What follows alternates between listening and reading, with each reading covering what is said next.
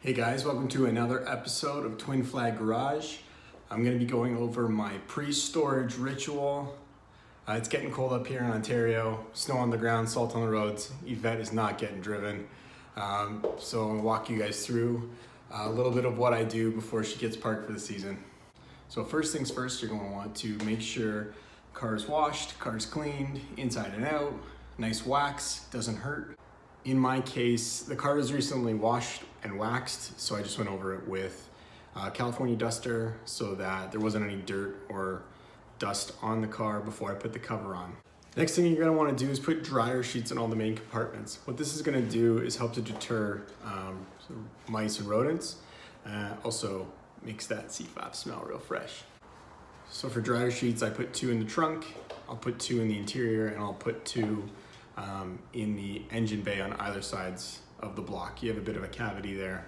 If you have a C5, C6, or C7 Corvette specifically, you're going to want to make sure your fuel is around the quarter full tank. The reason being is the way that the float sensors are designed in our cars, if you have more than a quarter tank, the actual sensor itself is submerged in fuel. What will happen is if your car is being stored and not used, deposits can actually build up on the sensor and you'll get dead spots, you'll have sensor reading issues. So to help prevent that, GM recommends keeping your fuel under a quarter tank while it's in storage. Something that I do because my car has developed sensor reading issues is I will add seafoam during the winter months. If you're gonna be storing the car for more than a year, I would recommend using a fuel stabilizer. However, mine is only going to be stored for the winter, so I'm going to use the seafoam to help kind of combat some of those sensor issues.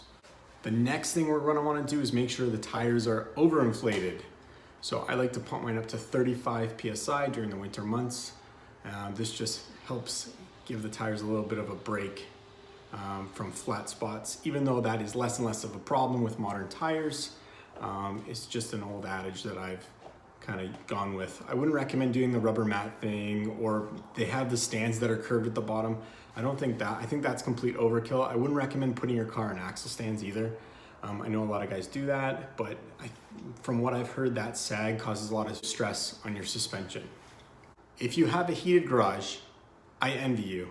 But on a serious note, all you have to do for the battery is plug a trickle charger in, and you're off to the races. Check on it once in a while, just to make sure everything's happy. If you don't have a heated garage, like me, what I'd recommend doing is taking the battery out, put it in somewhere warm, in my case a basement, on a block of wood, and plug it into your trickle charger. As for battery chargers, there's so many options out there. You can go with the dealer option, which is probably gonna be a little expensive. You can go with some aftermarket stuff, which is probably what I would recommend. I use one from Canadian Tire's, relatively cheap, like 35 bucks. Just look for something with a reputable brand and a warranty, and you can't go wrong. Batteries do not like the cold, so bring them inside.